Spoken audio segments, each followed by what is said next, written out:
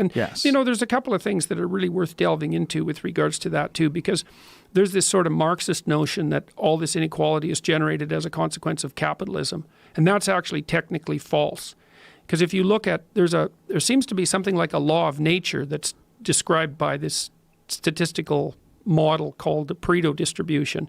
And it basically suggests that in any creative domain, there's going to be a small number of people will do almost all of the output. But it doesn't just apply to human beings. It applies to the heights of trees in the Amazon rainforest. It applies to the size of cities, and it applies to the mass of stars, and it's something like the more you have, the more you get. It's something like, you can imagine how that would work with a star. As it gets bigger and bigger and its gravitational mass increases, it's going to attract more and more matter. And then as a city grows, well, more and more people are excited to move there because of all the opportunities. And so some cities start to grow tremendously and others don't. But this phenomena where a small number of people end up controlling a tremendous proportion of the resource is not only limited to money, and it doesn't only occur in capitalist societies. It occurs everywhere. It's like a natural law. So you see the same thing with number of points scored by a spectacular sports figure. There's always a tiny proportion of people who are way ahead on the curve, or people who make records, or people who sell paintings, or people who compose music, or people who sell music online. It's all the same. It's the 1% gets 80%. And so, well, first, we can't blame that on capitalism. And second, we should note that it actually does constitute a problem, which is what the left-wingers are always jumping up and down about, right? Like, too much inequality starts to destabilize your society. And it isn't obvious how to shovel money from the top end, maybe the 1/10 of 1% who have almost all the money, down to the people who have almost nothing in a way that's effective, so that they don't get thrown out of the game completely and so that the whole society doesn't destabilize. We don't exactly know how to do that. It is a problem because inequality does exist and it does tend to magnify across time. And then there's another problem too, which we haven't figured out, is imagine that in order to make everyone rich, you have to tolerate a certain amount of inequality. That seems obvious. We don't know how many units of inequality you need to tolerate per unit of wealth generated. But the answer is definitely not zero. It's definitely not zero.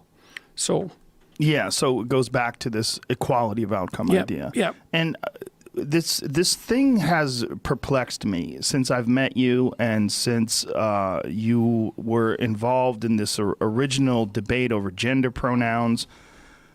And there was an article that was written recently. I forget the exact title of it. I think it was something along the lines of "Why can't people hear what Jordan Peterson is saying?" Yeah.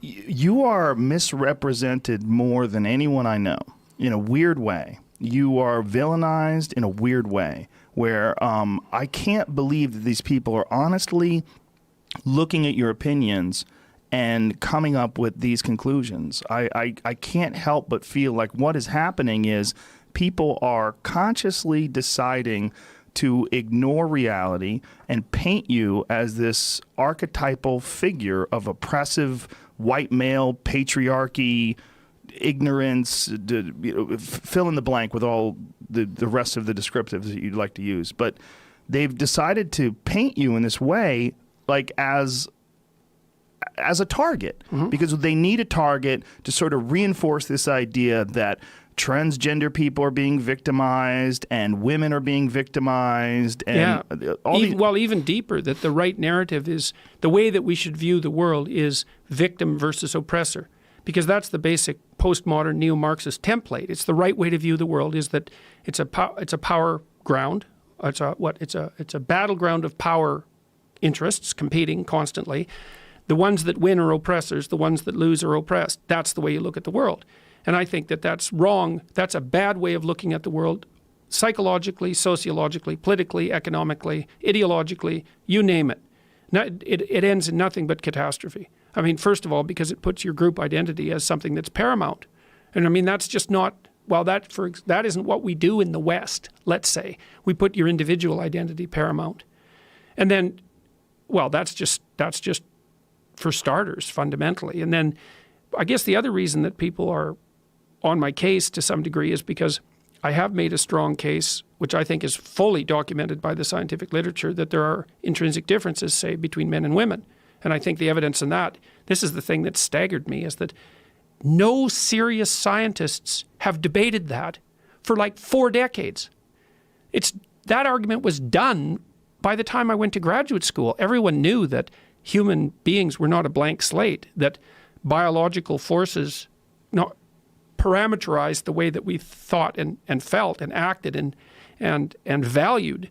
Everyone knew that. The fact that this has become somehow debatable again is just, especially because it's being done by legislative fiat, they're forcing it. To me, as a scientist, it's just well, and in the States too, with Title IX, for example, because Title IX is sort of predicated on that viewpoint. What is Title IX? Title IX was originally just a piece of legislation that mandated that female sports teams were funded to the same degree that male sports teams were funded in the American universities. But it's been expanded out so that if there's any differences in any areas whatsoever between the genders, then the universities are being taken to court. And like 200 of them, I mean, last I looked, about 200 of them were up, and they can have their funding revoked if they violate the Title IX provisions. So it's become like a vicious weapon for social justice warrior, equality of outcome types. So it's not just about sports. No, it's got way beyond that. Yeah, it's become an equality of outcome issue fundamentally. There was an article that I sent you. One of them was from, I think I got it off of dig.com, but it was Jordan Peterson is having his moment and we should ignore him. Mm-hmm. I sent this to you, and there was the last part of that might be true. But one of the things in the article was citing this study that showed very little difference between men and women. Study. Yeah. Oh God, it's a pathetic study. Yeah, well, I sent it to you because I was like, this is not right. Well, the thing is, like most things, it's complicated. Yes. So are men and women more similar or more different? Well, it depends on how you define the terms first. But they're more similar. Well, why? Well, they're the same species. So we could start with that.